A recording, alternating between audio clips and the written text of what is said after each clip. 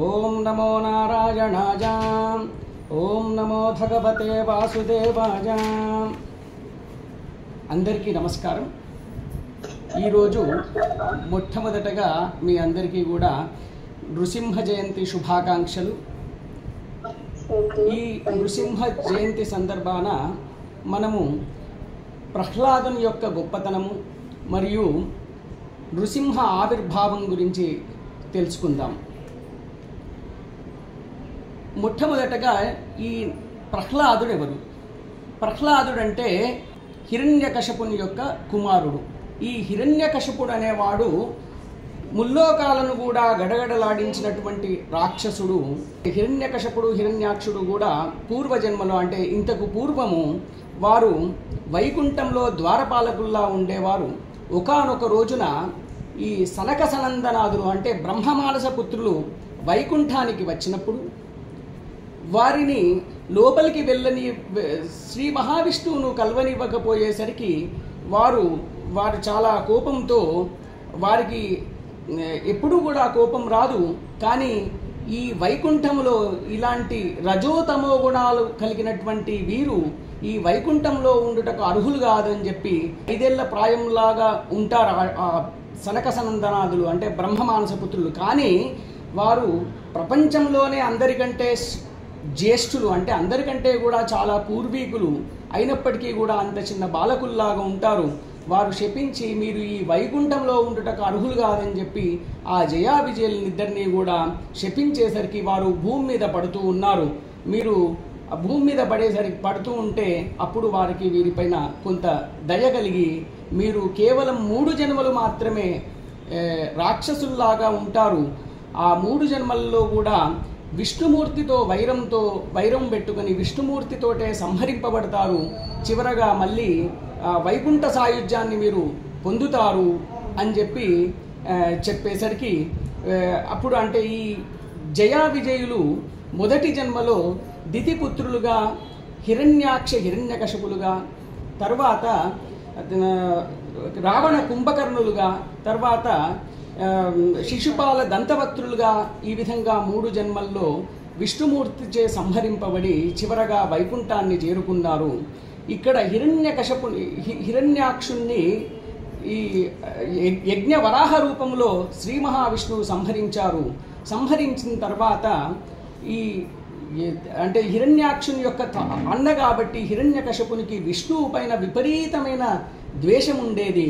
ఎలాగైనా కూడా ఈ విష్ణువును సంహరించాలి అని చెప్పి ప్రపంచమంతా వెతికారు. ఎక్కడా కనపడకపోయేసరికి ఎలాగైనా ఈ ప్రపంచాన్ని నేను పాలించాలి అని చెప్పి మనస్సులో అనుకొని వెంటనే ఘోరమైన తపస్సునకు పూనుకున్నారు.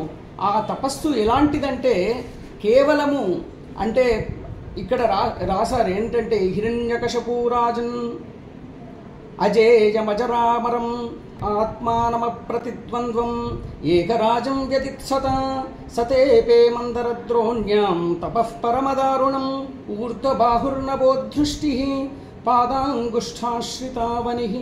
అంటే ఆ హిరణ్యకశపుడు విశ్వములోనే విశ్వ విజేత కావాలి, నన్ను మించిన వాడెవరూ కూడా ఉండకూడదు అని చెప్పి కేవలము తన కాలి యొక్క బొటన వేలును మాత్రమే భూమిపైన ఉంచి ఆ శిరస్సునంతా కూడా ఆకాశాని వైపు చూస్తూ ఘోరమైన తపస్సు చేశారు ఆ మందరాచల పర్వతంలో.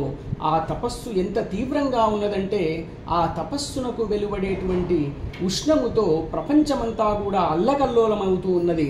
అప్పుడు అందరూ కూడా భయభ్రాంతులకు లోనై ఋషులు మునులు వీరంతా కూడా బ్రహ్మదేవుణ్ణి ఆశ్రయించేసరికి ఎలాగైనా మమ్మల్ని ఈ ఉష్ణతాపం నుండి మమ్మల్ని కాపాడండి అని చెప్పి ప్రార్థించగానే వెంటనే బ్రహ్మదేవుడు ఈ హిరణ్యకశిపునికి ప్రత్యక్షమై అప్పుడు హిరణ్యకశపుణ్ణి అడిగినప్పుడు ఆ హిరణ్యకశపుడు ఎటువంటి వరాలను కోరుకున్నాడంటే ఇక్కడ చెప్తూ ఉన్నారు.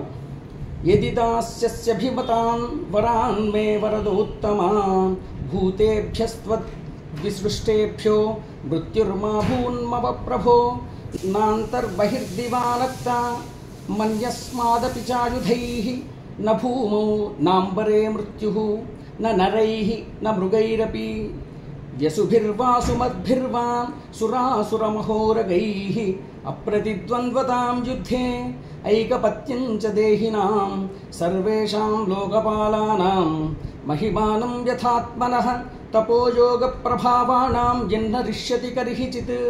అంటే ఇక్కడ ఏమంటున్నాడంటే ఆ బ్రహ్మదేవునికి చెప్తున్నారు, ఓ ఈ బ్రహ్మదేవ, మీకు ఎటువంటి వరాన్ని కోరుతున్నానంటే మీరు సృష్టి ఈ ప్రపంచాన్నంతా సృష్టి చేసేవారు మీరు కాబట్టి మీరు చేసే సృష్టిలో ఎవరు కూడా నన్ను చంపకూడదు.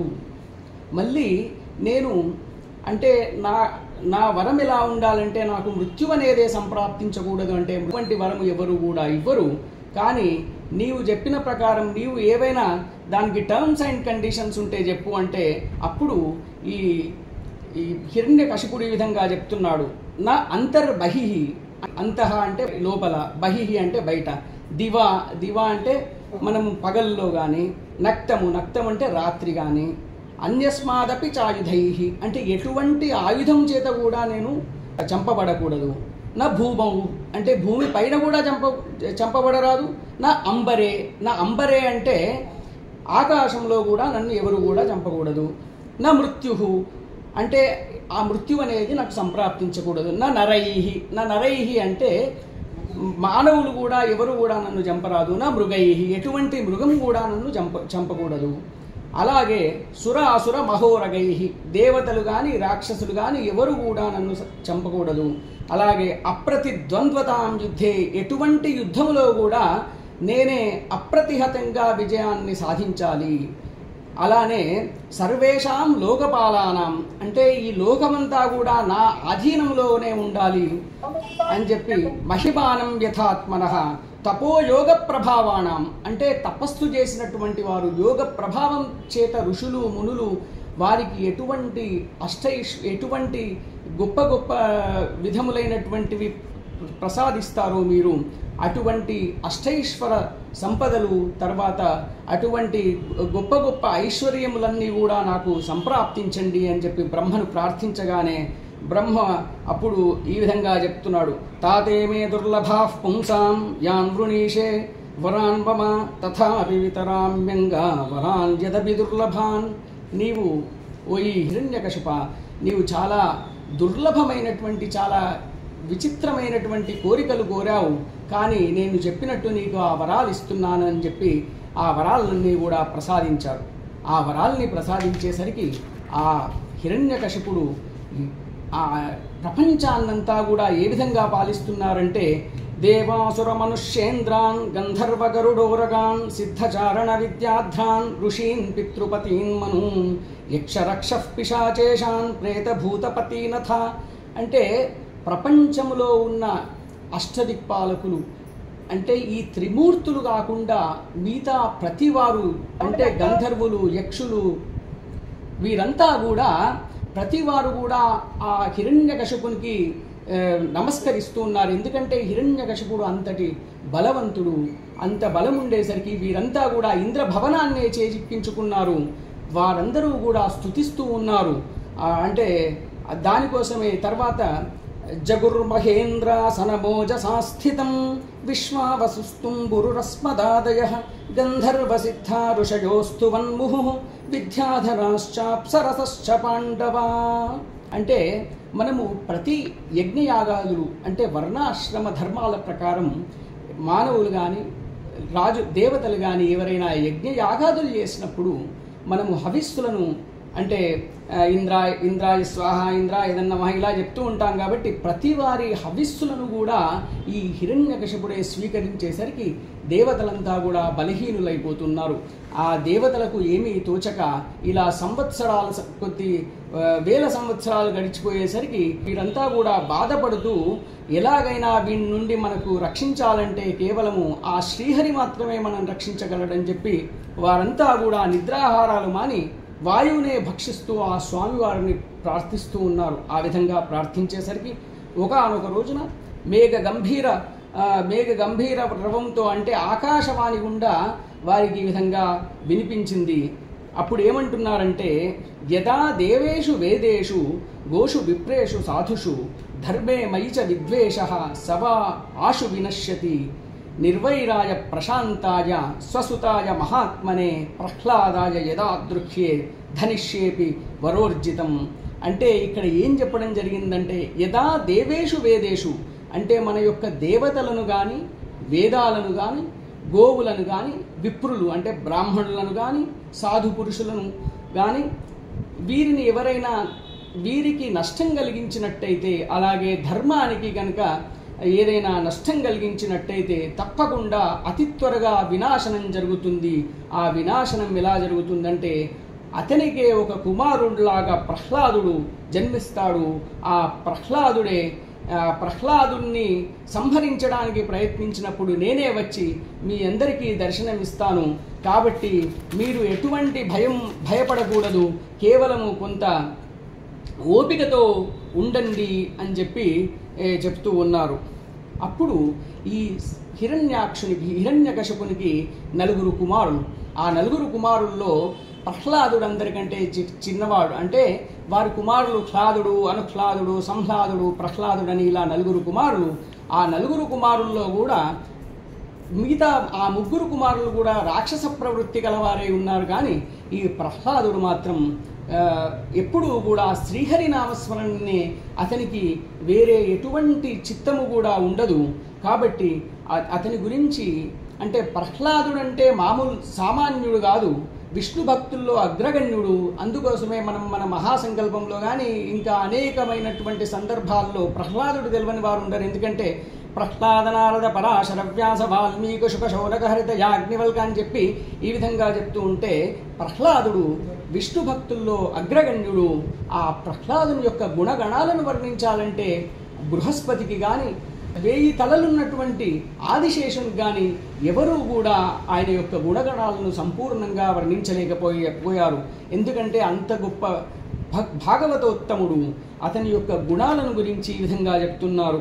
బ్రహ్మణ్యశీల సంపన్నః సత్యసంధోజితేంద్రియః ఆత్మవత్ సర్వభూతానాం ఏకః ప్రియ సుహృత్తమః దాసవత్సన్నతార్యాంఘ్రిః పితృవద్దీనవత్సలః భ్రాతృవత్సదృశే స్నిగ్ధో గురుశ్వీశ్వర భావనః.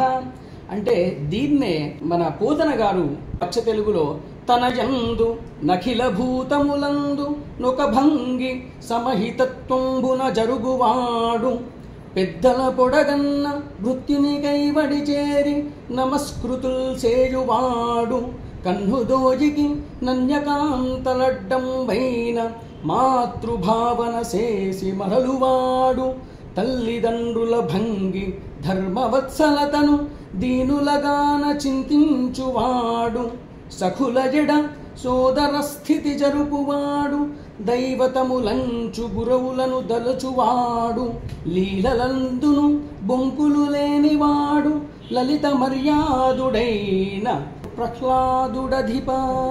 అంటే ఈ ప్రహ్లాదుని గురించి మర్యాదలు అంటే మర్యాద అనేదే గొప్పది. దాంట్లో లలిత మర్యాదలు అంటే అతని యొక్క గుణగణాలు ఎలా ఉన్నాయంటే ఎవరైనా స్త్రీలు ఎదురుగా వస్తే వారిని మాతృభావంతో వారికి నమస్కరించి వారికి దారినిచ్చేవాడు.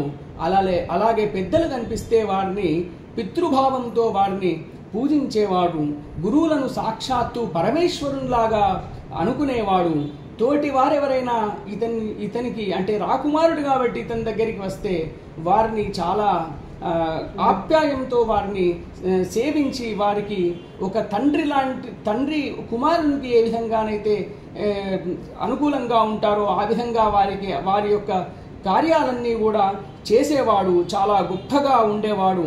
అలాగే ఈ విధంగా ప్రతి వారిని కూడా ఎప్పుడూ అందరితో కూడా గొప్పనైనటువంటి మర్యాదతో సంస్కారంతో ఉండేవాడు. అటువంటి గుణగణాలు కలిగినటువంటి ప్రహ్లాదుడు సదా సర్వకాలం కూడా నారాయణ స్మరణనే చేస్తూ ఉండేవాడు. అందుకోసమే ఇక్కడ చెప్తున్నారు నోద్విగ్న చిత్తో వ్యసనేషు నిస్పృహ శ్రుతేషు దృష్టేషు గుణేష్వస్తు దృక్ దాంతేంద్రియ ప్రాణ శరీరధీస్తథా ప్రశాంతకామో రహితా సురోసురః న్యస్తక్రీడనకో బాలో జడవత్తన్మనస్థయా కృష్ణగ్రహ గృహీతాత్మానవేద జగదీదృశం.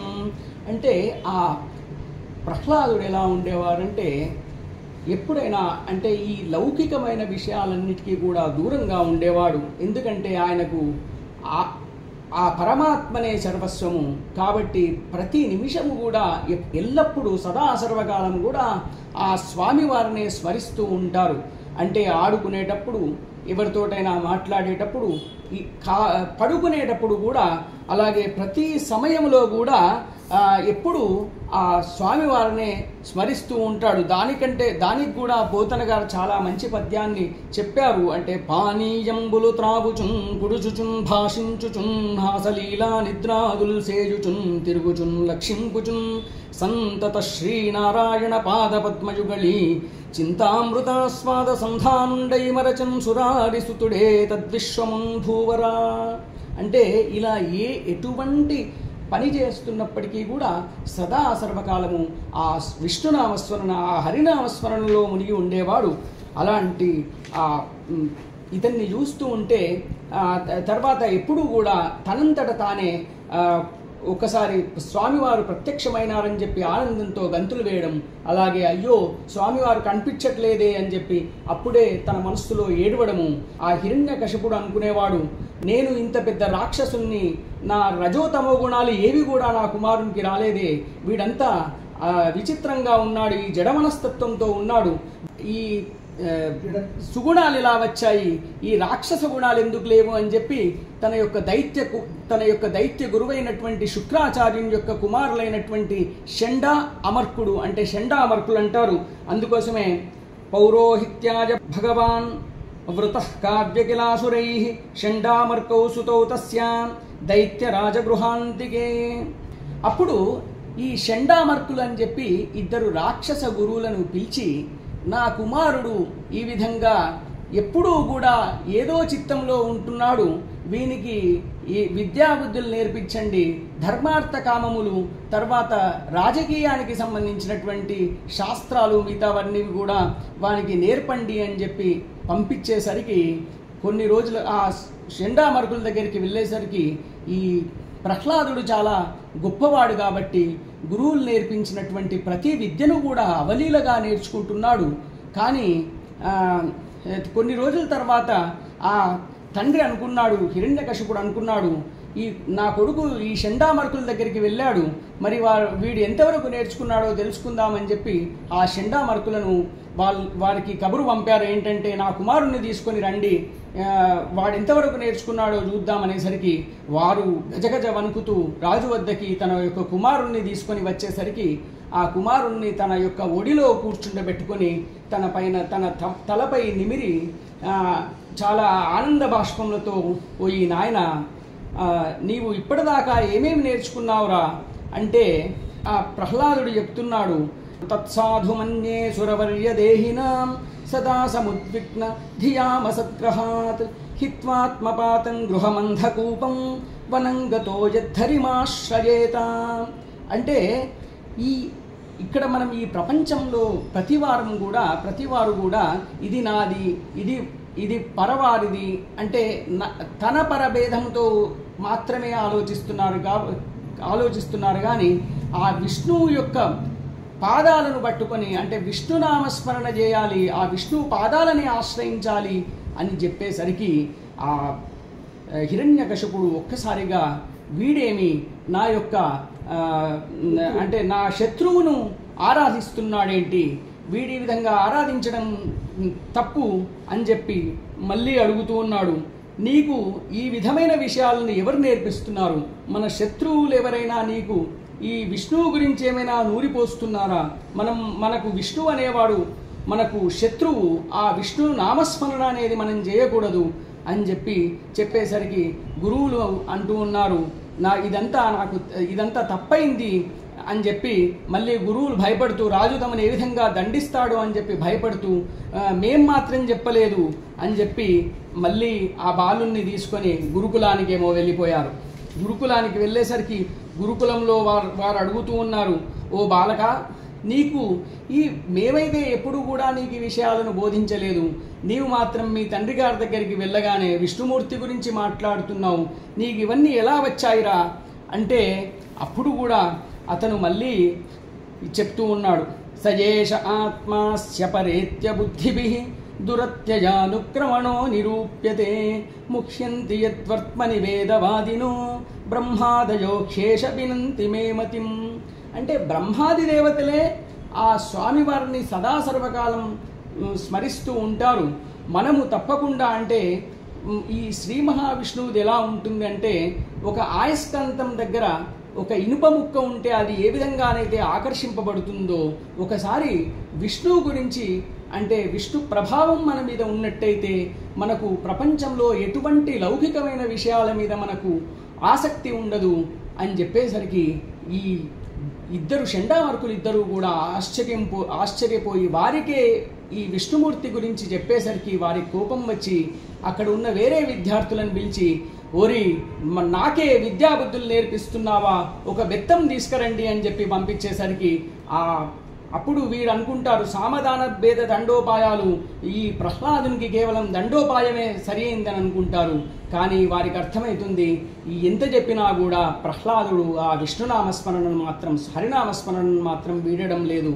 తర్వాత కొంతకాలానికి ఇలాగైతే లాభం లేదు, తన తల్లి ఏమైనా చెప్తే వీడేమైనా మారతాడు అని చెప్పి ఈ బాలకుణ్ణి అంటే ఈ ప్రహ్లాదుని 5 ఏళ్ల ప్రాయం గల ప్రహ్లాదుని తన తల్లి దగ్గరికి తీసుకొని వస్తే తల్లి అతనికి స్నానం చేపించిన తర్వాత చక్కగా అలంకరించి, ఓరి నాయన నీవు ఈసారి మీ నాన్నగారు నిన్ను ఏం నేర్చుకున్నావు అని అడిగితే విష్ణువు గురించి మాత్రం మాట్లాడకుండా మిగతా ఏమైనా చెప్పు నాయన అంటే ఏం మాట్లాడకుండా ఉండెను.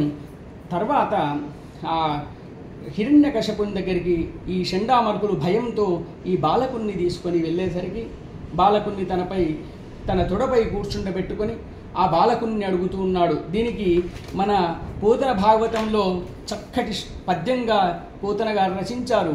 చోద్యం వయ్యడి నింతకాలమరిగెన్ శోధించి ఏమేమి సంవేద్యాంశంబులు చెప్పిరో గురువు లేవెంటన్ పఠింపించిరో విద్యాసారమిరంగగోరెద భవద్విజ్ఞాత శాస్త్రంబులో పద్యం ఒక్కటి చెప్పి సార్థకముగా తాత్పర్యంబు భాషింపుమా. అంటే ఆ హిరణ్యకశిపుడు అంటూ ఉన్నాడు, ఓ ఈ బాలక, నీవు ఇన్ని రోజుల నుంచి ఈ గురువుల దగ్గర నువ్వు నేర్చుకుంటున్నావే, నువ్వు ఏం నేర్చుకున్నావో నాకు అదంతా కూడా ఒక పద్య రూపంలో నువ్వు నేర్చుకున్న దాన్ని సంగ్రహంగా వివరించురా అని అనేసరికి ఆ ప్రహ్లాదుడు తన తండ్రిపై చాలా గౌరవంతో, నాన్నగారు ఈ చదువులన్నీ కూడా ఈ లౌకికమైన చదువులన్నీ కూడా వ్యర్థము కాబట్టి, అప్పుడు ప్రహ్లాదుడి విధంగా తండ్రికి చెప్తున్నాడు. శ్రవణం కీర్తనం విష్ణో స్మరణం పాదసేవనం అర్చనం వందనం దాస్యం సఖ్యం ఆత్మనివేదనం ఇది పుంసార్పిత విష్ణు భక్తిశ్చేన్నవలక్షణ క్రియతే భగవత్యర్థ తన్మన్యేధీతముత్తమం. అంటే నవవిధ భక్తుల గురించి, అంటే 9 రకాల భక్తుల్లో ఏ విధంగా ఆ స్వామివారిని శ్రీహరిని స్మరించినా కూడా మనకు ఆ శ్రీహరి అంటే ప్రపంచంలో గడ్డిపోచ నుంచి బ్రహ్మదేవుని వరకు అందరికీ కూడా ఆ భగవంతుడే, ఆ భగవంతుని యొక్క ఆరాధననే శ్రేయస్కరము అని చెప్పి శ్రవణం అంటే భగవంతుని యొక్క కీర్తనలను వినడం, భగవంతుని యొక్క గొప్పతనాన్ని వినడం. తర్వాత కీర్తనం అంటే ఆ స్వామివారిని కీర్తించడం, అతని యొక్క గుణగణాలను కీర్తించడం. అంటే ఎవరి గుణగణాలు? కీర్తనం విష్ణోహ అంటే ఇవన్నీ కూడా విష్ణువు యొక్క కీర్తనము. స్మరణం అంటే ఆ స్వామివారిని స్మరించడం. పాదసేవనం స్వామివారి యొక్క పాదాలకు నమస్కరించడము. అర్చనం అంటే మనం పూజ షోడశ ఉపచారాలు ఈ విధంగా పంచోపచారాలు ఏ విధంగానైనా భక్తితో పూజ చేయడం. వందనం అంటే నమస్కరించడం. హనుమంతుని వలె దాస్యము. సఖ్యం అంటే అర్జునుని వలె మనము స్నేహం చేయడము. ఆత్మ నివేదనం అంటే బలిచక్రవర్తిలాగా ఆత్మను నివేదించడం. ఈ విధంగా అంటే ప్రతివానికి ఒక్కో రకమైన లేదా వేరువేరు రకాలైనటువంటి భక్తి ఉంటుంది. అంటే అందరికీ ఒకే రకమైన భక్తి ఉండవలసిన పని లేదు. కాబట్టి ఈ నవవిధ భక్తుల్లో ఎటువంటి భక్తి ఉన్నప్పటికీ కూడా ఆ భగవంతుని యొక్క అనుగ్రహం అనేది చాలా ముఖ్యము. కాబట్టి ఈ భక్తి చాలా ముఖ్యము అని చెప్పి మళ్ళీ ఆ విష్ణుమూర్తి గురించే చెప్పేసరికి ఆ హిరణ్యకశపునికి చాలా కోపం వచ్చి, ఓ ఈ బాలక, నీకు ఎవర్రా ఇవన్నీ నేర్పించిన వారు? అని చెప్పి ఆ గురుపుత్రులు అంటే షండామర్కులను అడుగుతున్నారు. ఆ షండామర్కులు భయంతో వణికిపోతూ ఉన్నారు. నమత్ ప్రణీతం నపర ప్రణీతం సుతో వదత్యేష తవేంద్ర శత్రో నైసర్గికీయం మతిరస్య రాజన్ నియచ్చ మంజుం కదదాస్మమానః. అప్పుడు వాళ్ళు అంటున్నారు, ఓ రాజా, మేము ఈ విషయాల్ని ఎప్పుడూ కూడా ఈ బాలకునితో మేము ప్రహ్లాదంతో ఎప్పుడూ కూడా చెప్పలేదు. అతనికి ఎలా వచ్చాయో, ఈ విషయాలు ఎలా నేర్చుకున్నాడో మాకైతే తెలియదు, జన్మతః వచ్చుంటాయి అని చెప్పేసరికి అప్పుడు ఆ ప్రహ్లాదుడు కూడా చెప్తున్నాడు, భగవంతుణ్ణి చూడకుంటే మన కనులు కూడా వ్యర్థము, భగవంతునికి పూజ చేయలేకపోతే, అర్చన చేయలేకపోతే మన చేతులు కూడా ఎందుకు పనికిరావు. ఇలా దానికి కమలాక్షునర్చించు కరములు కరములు, శ్రీనాథు వర్ణించు జిహ్వ జిహ్వ, సురరక్షకుని చూచు చూడ్కులు చూడ్కులు, శేషశాయికి మృక్కు శిరము శిరము, విష్ణునా కరుణించు వీనులు వీనులు, మధువైరిదవిలిన మనము మనము, భగవంతు వలగును పదములు పదములు, పురుషోత్తముని మీది బుద్ధి బుద్ధి, దేవదేవుని చింతించు దినము దినము, చక్రహస్తుని ప్రకటించు చదువు చదువు, కుంభీనీధవు చెప్పెడి గురుడు గురుడు, తండ్రి హరుజేరి హరిజేరు మనియడి తండ్రి తండ్రి. అంటే ఈ పరమాత్మ యొక్క గొప్పతనాన్ని మన ఇంద్రియాలు అంటే మన ఇంద్రియాలను మనం ఏ విధంగా ఆ స్వామివారి సేవకై వినియోగించాలి అని చెప్పి ఇక్కడ గొప్పగా చెప్పడం జరిగింది. ప్రహ్లాదునిపై హిరణ్యకశిపునికి చాలా కోపం వచ్చింది. వీడేంటి ఒక గంధపు వనంలో ఒక ముళ్ళ పొదలాగా వీడు మన వంశంలో ఈ విధంగా జన్మించాడు. మనము ఎవరైతే హరినామస్మరణ చేస్తారో, ఎవరైతే యజ్ఞయాగాదులు ధర్మాన్ని సంరక్షిస్తారో వాళ్ళందరినీ కూడా మనం శిక్షిస్తాము. వీడేంటి మన వైరివర్గంతో ఆ విష్ణుమూర్తినే ఎప్పుడు స్మరిస్తూ ఉన్నాడు అని చెప్పి చాలా క్రోధుడై వెంటనే తొడపై నుండి నేలపైన పడవేశను. అంటే వీడు నాకు శత్రువు లాంటి శత్రు సమానుడే. ఎందుకంటే వీడు 5 ఏళ్ల వయసులోనే మేము తల్లిదండ్రులు గురువులు చెప్పిన మాటలు కూడా వినకుండా కేవలం ఆ హరినామస్మరణనే చేస్తున్నాడు, వీడు విశ్వాసపాత్రుడు కాదు అని చెప్పి మళ్ళీ దీనికి పరోప్యపత్యం హితకృత్యధౌషధం స్వదేహజోప్యామజవత్సుతో హితః ఛింద్యాత్తదంగం యదుతాత్మనోహితం శేషం సుఖం జీవతి యద్వివర్జనాత్. అంటే మన శరీరంలో ఏదైనా ఒక భాగము సరిగా పనిచేయకుంటే అంటే అది శరీరం అంతా వ్యాపిస్తుందని చెప్పి ఆ భాగాన్ని కోల్పోవడానికి కూడా కొన్నిసార్లు సిద్ధపడినట్లు నా ఈ కుమారుడు వీడు నా కుమారుడేగాడు, వీడు నన్ను సంహరించడానికే పుట్టాడేమో, కాబట్టి వీడిని చంపివేయము అని చెప్పేసరికి అతని యొక్క దూతలంతా అంటే ఆ రాక్షసులంతా కూడా అనేక రకాలుగా ప్రయత్నిస్తూ ఉన్నారు, శూలములతో పొడుస్తూ ఉన్నారు, తర్వాత ఏనుగులతో త్రొక్కిస్తూ ఉన్నారు, తర్వాత ఇలా అనేక రకాలుగా అంటే విష సర్పంతో గుట్టించారు, పర్వతముల నుంచి పడవేశారు, చలి నీటిలో చల్లటి నీటిలో అంటే మంచు నీటిలో ఉంచినప్పటికీ కూడా ఆ బాలునికి ఏమీ కూడా కావట్లేదు. అప్పుడు ఇతను కూడా చాలా ఆశ్చర్యపోతున్నాడు, వీనికి ఏమైనా విశేషమైనటువంటి శక్తులు ఉన్నాయా? ఎందుకంటే ఇంత అంటే ఇన్ని రకాల శిక్షలు వేసినప్పటికీ కూడా అతనిలో ఏమాత్రము చలనం లేదు అని చెప్పి ఇక్కడ దీనికి కూడా మన పోతనా వారు చాలా చక్కటి పద్యాన్ని చెప్పారు. ముంచితి వార్ధులం గదలముత్తితి శైలతటంబులందు ద్రొబ్బించితి శస్త్రరాజిం బొడిపించితి మీద నిభేంద్ర పంక్తి ద్రొక్కించితి ధిక్కరించితి శపించితి ఘోరదవాగ్నులయందు త్రోయించితి పెక్కుపాట్ల నలయించితి చావడిదేమి చిత్రము. అంటే వీడు ఇన్ని రకాలుగా ప్రయత్నించినా కూడా ఏ విధంగా వీడు బ్రతికి బయటపడుతున్నాడో అర్థం కావట్లేదు అని చెప్పి ఒకానొక సమయమున ఆ హిరణ్యకశిపుడు దీర్ఘంగా ఆలోచిస్తూ ఉంటే మళ్ళీ ఆ షండామర్కులు అన్నారు ఏకాంతంగా ఆ హిరణ్యకశిపుని దగ్గరికి వెళ్ళి, స్వామి ఈ ఒక్కసారికి మేము ఒక ప్రయత్నం చేస్తాము, ఈసారి అతనికి ధర్మార్థ కామములను మేము చెప్తాము అలాగే ఈ వివాహితులకు అంటే ఏవేవైతే చెప్పాలో ఆ శాస్త్రాలన్నీ కూడా వివరిస్తాము అని చెప్పి మళ్ళీ ఈ బాలకుడిని తీసుకొని ప్రహ్లాదుని తీసుకొని తమ యొక్క గురుకులానికేమో తీసుకొని వెళ్ళను. ఆ గురువులు చెప్పిన విషయాలంతా కూడా ఏకసంతాగ్రాహి కాబట్టి తొందరగానే అన్నీ కూడా వారికి అప్పచెప్తున్నారు. ఒకానొక రోజున ఆ దైత్య గురువులిద్దరూ కూడా ఏదో ఇంటి పని నిమిత్తం బయటకు వెళ్ళేసరికి అక్కడున్న బాలకులందరినీ పిలిచి బాలకులకు విశేషమైన జ్ఞానాన్ని ప్రసాదించారు. ఆ బాలకులకు చెప్తున్నారు, ఓయి బాలకులారా ఇలా చెప్తున్నారు, కౌమార ఆచరేత్ ప్రాజ్ఞో ధర్మాన్ భాగవతానిహ దుర్లభం మానుషం జన్మ తదప్యధ్రువమర్థదం యథా హి పురుషస్యేహ విష్ణోః పాదోపసర్పణం యదేశ సర్వభూతానాం ప్రియ ఆత్మేశ్వర సుహృత్. అంటే ఓయి బాలకులారా, మనకు మోక్షాన్ని కలిగించే ఏకైక జన్మ ఏదైనా ఉందంటే అది మానవ జన్మనే. ఆ మానవ జన్మ లభించడం అనేది చాలా దుర్లభమైనది. కానీ మనం మానవ జన్మ లభించినప్పటికీ కూడా మనము ఈ లౌకికమైనటువంటి విషయాల్లో మునిగిపోయి సంసార చక్రంలో ఉండి ఈ జనన మరణ చక్రంలో తిరుగుతూ ఉన్నామే తప్ప మనము మోక్ష సాధన కోసం ఏమాత్రం కూడా ప్రయత్నించడం లేదు. మనకు కేవలం ఈ లౌకికమైన విషయాలే వీరు చెప్తూ ఉన్నారు.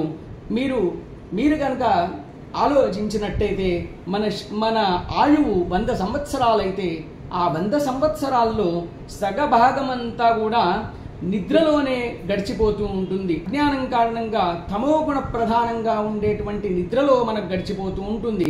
తర్వాత బాల్యము అంటే బాల్యములో మనకు ఆటపాటలతో ఆ సమయం అంతా గడిచిపోతూ ఉంటుంది. కౌమార దశలో కూడా ఆటపాటల్లో మునిగిపోతూ ఉంటారు. తర్వాత యవ్వనంలో సంపాదనలో నిమగ్నమైపోతూ ఉంటారు. తర్వాత వృద్ధాప్యం వచ్చేసరికి అప్పుడు చేద్దామన్నా కూడా మనకు ఏమీ చేత కాదు. ఈ విధంగా మానవ జన్మ మనకు దుర్లభమైనటువంటి మానవ జన్మ లభించినప్పటికీ మనం ఆ మానవ జన్మలో ఆ హరినామస్మరణ చేయలేకపోతున్నాము, మోక్షాన్ని పొందలేకపోతున్నాము.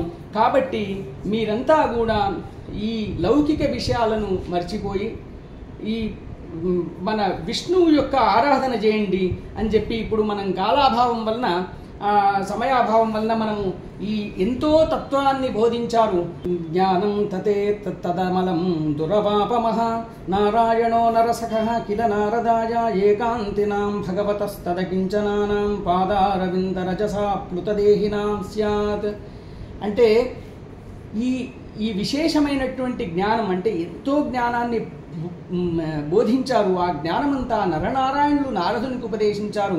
ఆ నారదుని వలన నారదుల వారు నాకు ఉపదేశించారు అని చెప్పగానే ఈ బాలకులంతా అంటున్నారు, నీవు కూడా మాలాగే 5 ఏళ్ల బాలకునవు, నీకు నారదుడు ఎక్కడ కలిశాడు అంటే అప్పుడు చెప్తూ ఉన్నారు, మా తల్లి గర్భవతిగా ఉన్నప్పుడు నా తండ్రి గారు మందర పర్వతానికి తపస్సు కొరకై వెళ్ళినప్పుడు ఇంద్రాది దేవతలు దండయాత్రకు వచ్చి నా తల్లిని కూడా చంపుదామని అనుకున్నప్పుడు ఆ నారదుల వారు వచ్చి ఈమె పరమ సాధ్వి, ఈమెలో పెరుగుతున్నటువంటి కుమారుడు ఎవరైతే ఉన్నారో అతను చాలా గొప్ప భాగవతోత్తముడు కాబట్టి ఈమెను వధింపరాదు, అన్ని ఉపదేశం ఇస్తానని చెప్పి ఆమెకు అనేక విధములైన ఉపదేశాలన్నీ కూడా చెప్పారు. ఈ విధంగా గర్భంలో ఉన్నప్పుడే ప్రహ్లాదుడు అనేకమైనటువంటి విషయాలను అన్నిటినీ కూడా తెలుసుకున్నాడు. ఈ విధంగా తెలుసుకోవడం వలన అతను పుట్టగానే ఇంత గొప్పనైనటువంటి భాగవతోత్తముడైనాడు. బాలకులంతా కూడా ఈ విధంగా ప్రహ్లాదుడు బోధించినటువంటి విషయాలని అంటే హరే రామ హరే కృష్ణ అని మీరు ఏ విధంగానైతే మనం ఓం స్వాధ్యాయాలు ప్రతిరోజు హరినామస్మరణ చేస్తున్నామో ఆ విధంగా వారంతా కూడా ఆ దైత్యులు బోధించేటువంటి విషయాలను చేయకుండా ఈ హరినామస్మరణలో ఉండేసరికి వెంటనే వారికి కోపం వచ్చి ఆ షండామర్కులు స్వామివారి దగ్గరికి వచ్చి మీ కుమారుడు వాడే ఈ హరినామస్మరణ చేయకుండా మిగతా వారిని కూడా ఈ విధంగా చేస్తున్నాడని చెప్పేసరికి వెంటనే ఈ హిరణ్యకశిపునికి చాలా కోపం వచ్చి, ఓ మూర్ఖుడా, సార్లు చెప్పినప్పటికీ కూడా నీవు మళ్ళీ మళ్ళీ ఆ హరినామస్మరణే చేస్తున్నావు, కాబట్టి నిన్ను ఈరోజు వధిస్తాను, నీవు మా వంశంలో పుట్టవలసినటువంటి వానివి కాదు. హే దుర్వినీత మందాత్మన్ కులభేదకరాధమా స్తబ్ధం మచ్ఛాసనోద్ధూతం నేప్యే త్వాద్యయమక్షయం క్రుద్ధస్య యస్య కంపంతే త్రయో లోకాః సహేశ్వరాః తస్య మే భీతవన్మూఢః శాసనం కిం బలోత్యగాః అంటే చెప్తున్నాడు, ఓరి బాలక, నీవు ఏమి చూసిరా ఆ విష్ణువు గురించి మాట్లాడుతున్నావు? నన్ను చూసి ఇంద్రాది దేవతలే గజగజ వణికిపోతూ ఉంటారు. నీవు ఎంతరా, నిన్ను ఇప్పుడే సంహరిస్తాను. నీవు మళ్ళీ అప్పుడు ఆ ప్రహ్లాదుడు అంటున్నాడు, నాన్నగారు మీరు ప్రపంచమంతా జయించారే కావచ్చు, కానీ మీలో ఉన్న అర్షడ్ వర్గాలను మీరు జయించలేరు అని మళ్ళీ ప్రహ్లాదుడు అనేక విధములైన గొప్ప గొప్ప విషయాలు ఇక్కడ చెప్పారు. న కేవలం మే భవతశ్చ రాజన్ సవై బలం బలినాం చాపరేషాం పరే వరేమి స్థిరజంగమాయే బ్రహ్మాదయోజేన వశం ప్రణీతాః స ఈశ్వరః కాలవురుక్రమోసా ఓజస్సహస్సత్వబలేంద్రియాత్మా సయేవ విశ్వం పరమస్వశక్తిభిః స్వజత్యవత్యత్తి గుణత్రయేషః.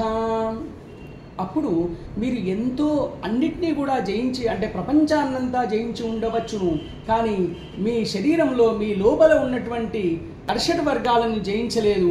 కాబట్టి మీరు కూడా ఆ విష్ణువును శరణాగతి కోరండి, తప్పకుండా ఆ విష్ణువు మిమ్మల్ని రక్షిస్తాడంటే ఇంకా కోపం వచ్చి, ఏం మాట్లాడుతున్నావురా అని చెప్పి చాలా కోపంతో, ఓ ఈ మందభాగ్యుడా అని చెప్పి ఈ విధంగా చెప్తూ ఉన్నాడు.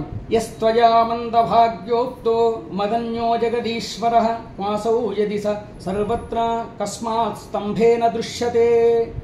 అప్పుడు చెప్తూ ఉన్నాడు, నీవు విష్ణువు ఉన్నాడు అంటున్నావే, ఎక్కడ ఉన్నాడురా అంటే విష్ణువు విశ్వమంతా వ్యాపించి ఉన్నాడు అంటే, అప్పుడు ఈ సభలో ఉండే ఈ స్తంభంలో ఉన్నాడా అని చెప్పి అడిగినప్పుడు ఆ ప్రహ్లాదుడు చెప్తున్నాడు, ఇందుగడందు లేడని సందేహము వలదు చక్రి సర్వోపగతుం దెందెందు వెతకి చూసిన నందందే కలండు దానవాగ్రణి వింటే.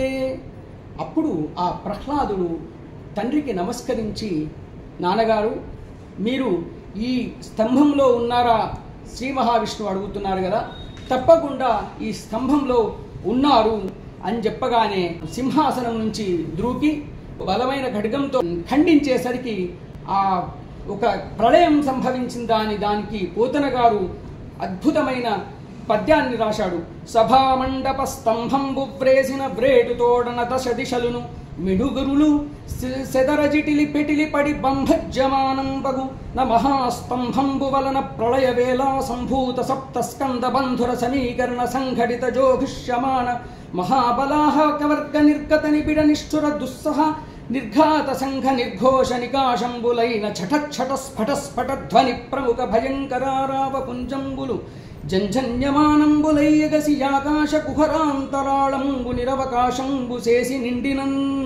స్తంభాన్ని ఎప్పుడైతే ఖడ్గంతో కొట్టారో వెంటనే ఆ స్తంభం నుంచి ఛటఛట స్ఫటస్ఫట ధ్వనులతో ఒక ప్రళయమే సంభవించిందా అని చెప్పి దాని నుండి నృసింహస్వామి వారు ఆవిర్భవించారు. ఎలా ఆవిర్భవించారంటే, సత్యం విధాతుం నిజభృత్య భాషితం వ్యాప్తించ భూతేష్వఖిలేషు చాత్మనః అదృశ్యతాత్యద్భుత రూపముద్వహన్ స్తంభే సభాయాం న మృగం న మానుషం. ఈ ఒక్క శ్లోకం గురించే కొన్ని గంటల వ్యాఖ్యానాలు మనం చేయవచ్చును. ఇక్కడ సత్యం విధాతుం నిజభృత్య భాషితం అన్నారు. అంటే సత్యం అంటే పరమాత్మ ఉన్నారు అనేది ఒక సత్యము. సత్యము అంటే అది నిత్యము, ఎల్లప్పటికీ కూడా ఉంటుంది. విధాతుం అంటే నిరూపణ. దేన్ని నిరూపించారు? నిజభృత్య భాషితం అంటే భృత్యుడు అంటే నిజమైన భృత్యుడు, అంటే నిజమైన సేవకుడు. ఎవరు? ప్రహ్లాదుడు స్వామివారిని ఎల్లప్పుడూ స్మరించాడు కాబట్టి అతను భాషించినటువంటి, అంటే ఈ స్తంభంలో ఉన్నారు అని చెప్పాడు కాబట్టి దాన్ని నిజం చేయడానికి సత్యం విధాతం నిజభృత్య భాషితం వ్యాప్తించ భూతేష్వఖిలేషు చాత్మనః అంటే సకల భూతములలో ప్రతివాని యొక్క ఆత్మలో కూడా ఉన్నారు అని చెప్పి నిరూపించడానికి కూడా సత్యం విధాతుం నిజభృత్య భాషితం అని చెప్పడం జరిగింది. దృశ్యతాత్యద్భుత రూపముద్వహన్ అంటే అదృశ్యంగా అంటే ఇంతవరకు ఎవరు కూడా చూడనటువంటి గొప్పనైనటువంటి రూపాన్ని అతను అంటే ఆ శ్రీ మహావిష్ణువు ధరించారు. అత్యద్భుత రూపం, అటువంటి రూపం. అలాగే ఆ రూపాన్ని మనకు ఇచ్చారు. స్తంభే సభాయాం ఆ సభలో ఉన్నటువంటి స్తంభములో నుండి నా మృగం నా మానుషం. ఆ స్వామివారి రూపం ఎలా ఉన్నదంటే మృగం కాదు, మనిషి కాదు. ఇక్కడ సత్యం విధాతం నిజభృత్య భాషితం అంటే ఒకటి ప్రహ్లాదుని యొక్క మాటను సత్యం చేయడానికి చెప్పారు అనేది ఒక విషయము. రెండోది నేను సర్వాంతర్యామి అని చెప్పడానికి అంటే మనం కాలశ్చనారాయణ దిశశ్చనారాయణ ఊర్ధశ్చనారాయణ ఇలా మన ఉపనిషత్తుల్లో ఎలాగైతే చెప్పబడిందో ఆ ఉపనిషత్ వాక్యాన్ని నిజం చేయడానికి కూడా స్వామివారు ఇక్కడ చెప్పారు. అలాగే బ్రహ్మ ఇతనికి వరాన్ని ఇచ్చాడు కాబట్టి బ్రహ్మ వరాన్ని కూడా దాన్ని నిజం చేయడానికి అంటే బ్రహ్మవరానికి ఎటువంటి దోషం లేకుండా ఇతన్ని సంహరించారు కాబట్టి అందుకోసం అంటే ఆయుధం లేకుండా సంహరిస్తున్నారు, పగలు రాత్రి లేకుండా సంహరిస్తున్నారు, లోపల బయట లేకుండా సంహరిస్తున్నారు. కాబట్టి ఈ విధంగా కూడా అంటే బ్రహ్మ యొక్క వాక్యాన్ని చేయడానికి కూడా సత్యం విధాతం నిజభృత్య భాషితం అని కూడా చెప్పడం జరిగింది. అలాగే ఇంతకుముందు దేవతలందరూ మిగతా యక్ష కిన్నర కింపురుషులు గంధర్వాదులు వీరంతా కూడా స్వామివారికి ప్రార్థించినప్పుడు ఆ స్వామివారు ఏ విధంగానైతే వారికి అభయం ఇచ్చారో వారి ఇచ్చిన మాటను నిలబెట్టుకోవడానికి కూడా సత్యం విధాతం నిజభృత్య భాషితం అని ఈ విధంగా చెప్పడం జరిగింది. అప్పుడు ఆ నరసింహస్వామి వెంటనే ఆ స్తంభం నుంచి బయటకు వచ్చేసరికి అక్కడ ఉన్న వారందరూ కూడా ఆశ్చర్యచకితులైనారు. అప్పుడు ఈ హిరణ్యకశిపుడు కూడా అనుకుంటున్నారు ఎవరు ఈ విచిత్రమైన రూపము. అందుకోసం ఇక్కడ మళ్ళీ ససత్వమేనం పరితో విపశ్యం స్తంభస్య మధ్యాధను నిర్జిహానం నాయం మృగోనాపి నరో విచిత్రం అహోకిమేతన్ నృమృగేంద్ర రూపం. నృమృగేంద్ర రూపం అంటే మనిషి మృగ రూపంలో కలిసి ఉన్నారు.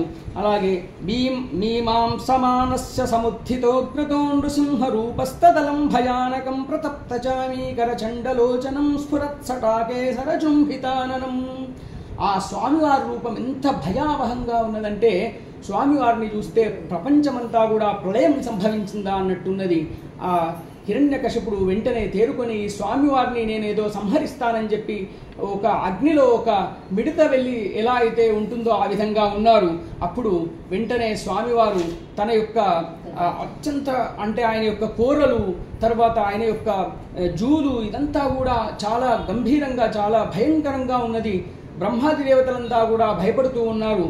అప్పుడు విశ్వస్ఫురంత్రం గ్రహణాతురం హరి వ్యాళో యథాఖుం కులిశాక్షతత్వచం ద్వార్యూర ఆపాత్య దదార లీలయా నఖైర్యథాహిం గరుడో మహావిషం. ఆ బ్రహ్మ ఎటువంటి వరాలు ఇచ్చాడో ఆ వరాలన్నింటినీ కూడా అనుసరిస్తూ ఇతన్ని ఆ సంధ్యా సమయంలో గడపపై తన యొక్క తొడలపై కూర్చుండబెట్టుకుని ఏ ఆయుధాన్ని కూడా వాడకుండా కేవలం తన యొక్క వజ్రాయుధాల వంటి తన యొక్క నఖములు గోర్లతో తన యొక్క కడుపునంతా కూడా చీల్చి ఆ వచ్చిన రక్తంతో అంత ఉగ్ర నరసింహస్వామి రూపంలో ఉన్నారు. నృసింహ భగవానికి ఉగ్రం వీరం మహావిష్ణుం జ్వలంతం సర్వతోముఖం నృసింహం భీషణం భద్రం మృత్యుర్నమామ్యహం. ఇవన్నీ కూడా నరసింహస్వామి యొక్క తత్వాలు. ఉగ్ర నరసింహస్వామి, ఉగ్రం వీర నరసింహస్వామి, జ్వాలా నరసింహస్వామి ఇలా ప్రతిదీ కూడా అంటే భీషణం భద్రం అంటే మనం భక్తులకందరికీ కూడా చాలా భద్రము అంటే ఆయన వద్ద ఉంటే శరణాగతి పొందినట్టయితే వారి యొక్క కోరికలన్నీ కూడా తీరుస్తారు. అంటే ఈ నరసింహ తత్వం గురించి నా యూట్యూబ్లో కూడా చాలా గొప్పగా చెప్పడం జరిగింది. నరసింహస్వామిని చూస్తూ అందరూ దేవతలు కూడా ఈరోజు మాకు ఈ హిరణ్యకశిపుని నుంచి మాకు విముక్తి కలిగింది, మేమందరం కూడా ఇప్పుడు మన ధర్మాన్ని మనం మళ్ళీ చేయవచ్చు. ఇంకొకటి సత్యం విధాతం నిజభృత్య భాషితం అంటే భగవద్గీతలో చెప్పిన చెప్పినట్టు ఎప్పుడైతే ధర్మానికి విరుద్ధంగా జరుగుతుందో, ఎవరైతే అధర్మం వైపు ఉంటారో ఆ ధర్మాన్ని అంటే ధర్మాన్ని రక్షించడానికి తప్పకుండా నేను అవతరిస్తాను అని చెప్పడానికి కూడా సత్యం విధాతం నిజభృత్య భాషితం అని చెప్పి ఇక్కడ చెప్పడం జరిగింది. అలాగే దేవతలంతా కూడా ప్రార్థిస్తున్నారు. బ్రహ్మ అంటున్నారు, నతోస్మ్యనంతాజ దురంత శక్తయే విచిత్ర వీర్యాజ పవిత్ర కర్మణే విశ్వస్య సర్గస్థితి సంయమాన్ గుణై స్వలీలయా సంధదతే వ్యజాత్మనే. అంటే ఇలా బ్రహ్మాది దేవతలు కూడా అంటే అందరూ కూడా నిన్నే ప్రార్థిస్తూ ఉంటారని చెప్పి రుద్రదేవుడు, ఇంద్రుడు, ఋషులు, పితృదేవతలు, సిద్ధులు, విద్యాధరులు, నాగులు, మనువులు, ప్రజాపతులు, గంధర్వులు, చారణులు, యక్షులు, కింపురుషులు, వైతాళికులు, కిన్నరులు, విష్ణు పార్షదులు, ఇలా ప్రతివారు కూడా ప్రార్థిస్తూ ఉన్నారు స్వామివారిని. ఇవన్నీ కూడా చెప్పాలంటే మనకు గంటల కొద్ది సమయం కావాలి. కాబట్టి మనం సమయాభావం వలన ఇంకొక 2-5 నిమిషాల్లో మనం ముగిద్దాం. ఇప్పుడు ఆ ప్రహ్లాదుడు చివరకు అక్కడున్న దేవతలంతా కూడా లక్ష్మీదేవిని అడుగుతున్నారు. ఏవం సురాదయః సర్వే బ్రహ్మరుద్రపురస్సరాః నోపైతు మశకన్మంజుః సంరంభం సుదురాసదం సాక్షాత్ శ్రీ ప్రేషితా దేవైః దృష్ట్వా తన్మహదద్భుతం అదృష్టాశ్రుతపూర్వత్వాత్ సానోపేజాయ శంకిత. అప్పుడు ఆ మహాలక్ష్మి అంటున్నారు, మేమెవరం కూడా ఆ స్వామివారి దగ్గరికి వెళ్ళాలంటే మాకు భయంగా ఉన్నది. నీవు ధర్మపత్నివి కాబట్టి మీరే వెళ్ళి ఆ స్వామివారిని కొంచెం శాంతింపజేయండి అంటే ఆ మహాలక్ష్మి వారు అంటున్నారు, నేను ఇదివరకు ఎప్పుడు కూడా ఇటువంటి స్వామివారిని చూడలేదు, నేనైతే వెళ్ళనని చెప్పి ఆమె కూడా ఏమీ చేయలేకపోయింది. అప్పుడు ఆ సమయంలో ఆ దేవతలంతా వెళ్ళి ప్రహ్లాదం ప్రేషయామాసం బ్రహ్మావస్థితమంతికే తాత ప్రశమయోపేహి స్వపైత్రే కుపితం ప్రభుం. అప్పుడు ఆ భాగవతోత్తముడైన ప్రహ్లాదుని, ఓ నాయన నీ గురించే ఆ స్వామివారు ఆవిర్భవించారు కాబట్టి ఏదైనా చేస్తే నీవే చేయగలుగుతావేమో అంటే వెంటనే ప్రహ్లాదుడు ఏమాత్రం కూడా చింతించకుండా ఆ స్వామివారిని అంజలి ఘటించి అనేక విధాలుగా ప్రార్థిస్తూ ఉన్నారు. ఎంత గొప్పగా ప్రార్థిస్తున్నాడంటే అప్పుడు ఆ ప్రహ్లాదుని వెంటనే తన యొక్క చాలా దయతో వెంటనే ఆ స్వామివారు తీసుకొని తన యొక్క తలపై తన యొక్క చేతిని ఉంచారు. అంటే అది ఎంతటి మహద్భాగ్యము. గొప్ప అంటే ఋషులు, మునులు 1000 సంవత్సరాలు తపస్సు చేసిన అటువంటి స్వామివారి దర్శనం కాదు. కానీ ఈ 5 ఏళ్ల ప్రాయంలో ఉన్న ప్రహ్లాదునికి అంత గొప్ప దర్శనము, ఆ స్పర్శ లభించిందంటే మనకు సుందరకాండలో ఏ విధంగానైతే శ్రీరామచంద్రుడు ఆ హనుమంతునికి ఆలింగనం చేస్తాడో అటువంటి గొప్పనైనటువంటి అదృష్టము ఈ ప్రహ్లాదునికి కలిగింది. అప్పుడు ప్రహ్లాదుడు అంటున్నారు, నాకు ఇటువంటి మహాద్భాగ్యం కలగడం అనేది చాలా విశేషం. నేనేదో గొప్ప తపస్సు చేయలేదు, కేవలం అంటే ఒక అసుర వంశంలో జన్మించినటువంటి నాకు ఇటువంటి మహద్భాగ్యం కలగడం మామూలు విషయం కాదు. అందుకోసమే ఈ విధంగా చెప్తున్నారు. బ్రహ్మాదయ సురగణామునయోథ సిద్ధాః సత్వైగత నమతయో వచసాం ప్రవాహైః నారాధితుం పురుగుణైరధునా పిప్రుః కింతోష్టుమర్హతి సమే హరిరుగ్రజాతేః. అంటే ఆ ప్రహ్లాదుడు అనేక విధాలుగా అంటే ప్రహ్లాదుని యొక్క స్తోత్రం గురించి మనం వర్ణించాలన్న అనేక శ్లోకాలు ఉన్నాయి. ఆ స్వామివారికి ఎంత పెద్దగా అంటే స్వామివారి గుణగణాలు, ఆయన గురించి వర్ణన అనేది అనేకమైన శ్లోకాల్లో వివరించబడింది. మౌనవ్రత శ్రుత తపోధ్యయన స్వధర్మ వ్యాఖ్యారహో జప సమాధయ ఆపవర్గ్యాః ప్రాయః పరం పురుషతే త్వజితేంద్రియాణాం వార్తా భవంత్యుత నవాత్రతు దాంభికానాం. అంటే స్వామివారిని చేరుకోవాలంటే మౌనము, బ్రహ్మచర్యము, శాస్త్ర శ్రవణము, తపస్సు, స్వాధ్యాయ, స్వధర్మ పాలనము, ఉదాహరణపూర్వక దృష్టాంతములు, శాస్త్రములను వ్యాఖ్యానించుట, ఏకాంతంగా స్వామివారికి సేవ చేయుట, జపము, సమాధి అని ఈ విధంగా 10 మోక్ష సాధనాలు ఉన్నాయి. ఈ ఎన్ని మోక్ష సాధనాలున్నా భగవంతునికి భక్తే ప్రధానము. కాబట్టి ఆ భక్తితో ప్రార్థించినట్టయితే గజేంద్రునికి ఏ విధంగానైతే మోక్షాన్ని ప్రసాదించారో మీరు అంత సులభంగా మోక్షాన్ని ప్రసాదిస్తారని చెప్పి చాలా ప్రేమతో ఆ ప్రహ్లాదుడు ఈ విధంగా చెప్పెను. అప్పుడు ఆ నరసింహస్వామి కూడా అడుగుతున్నారు, ఓ ఈ ప్రహ్లాద, నీకు ఏమైనా కోరికలుంటే, ఏమైనా వరాలు కావాలంటే చెప్పుము అంటే స్వామి మీరు మళ్ళీ నన్ను ఈ లౌకికమైన ఈ వరాలు తీసుకోమని మీరు అడుగుతున్నారు. నాకు ఎటువంటి వరం కావాలంటే ఎటువంటి కోరిక కూడా కలగనటువంటి వరం కావాలి. అంటే ఎప్పుడూ కూడా ఏ వరము కూడా అవసరం లేదు అనే వరం కావాలి నాకు. అంటే అతనికి కేవలము హరినామస్మరణ తప్ప మిగతా ఏ కోరికనే కలగకూడదు అనే వరాన్ని కోరుకున్నారు. ఈ చివరకు అడుగుతున్నారు, మా తండ్రి గారు మిమ్మల్ని అనేక విధాలుగా ఎప్పుడూ కూడా వైరిభావంతో ఉండి అనేక నిందలు మీపై మోపారు, వారికి సద్గతిని మాత్రం ప్రసాదించండి. అంటే ఓ ఈ బాలక, నీవు జన్మించుట చేతనే నీ తండ్రే కాదు నీ వంశములో ఇంకా 21 తరాలు పూర్వీకులంతా కూడా వారు మోక్షాన్ని పొందారు. కాబట్టి నీవు ఏమాత్రం చింతించవలసిన పని లేదని చెప్పి నేను చెప్పినంతకాలం రాజ్యాధికారం చేపట్టి చివర నాలో ఐక్యమవుతావని చెప్పి ఈ విధంగా ఈ ప్రహ్లాద చరిత్ర అనేది చెప్పబడింది. ఈ ప్రహ్లాద చరిత్ర నృసింహ ఆవిర్భావం అనేది చాలా విశేషమైనటువంటి ఘట్టము. ఇక్కడ ఈ ముఖ్యంగా మనం ఈ నృసింహ జయంతి రోజున మనం ఇది చెప్పుకోవడం అనేది మన అదృష్టము. దీంట్లో మనం ముఖ్యంగా సంగ్రహించవలసిన విషయాలు ఏమిటంటే, ఆ ప్రహ్లాదునిలాగా మనం ఎప్పుడూ కూడా ఆ భగవత్ చింతనలో ఉండాలి. పెద్దలను గౌరవించాలి. అలాగే ఆ పరమాత్మను చేరుకోవడానికి మోక్ష సాధనకై మనం కృషి చేయాలి. ఈ లౌకికమైన విషయాల నుండి కొంతలో కొంతనైనా మనం దూరంగా వెళ్ళడానికి ప్రయత్నిస్తూ ఉండాలి. తత్సత్ శ్రీ లక్ష్మీ నృసింహ చరణారవిందార్పణమస్తు. హరయే నమః.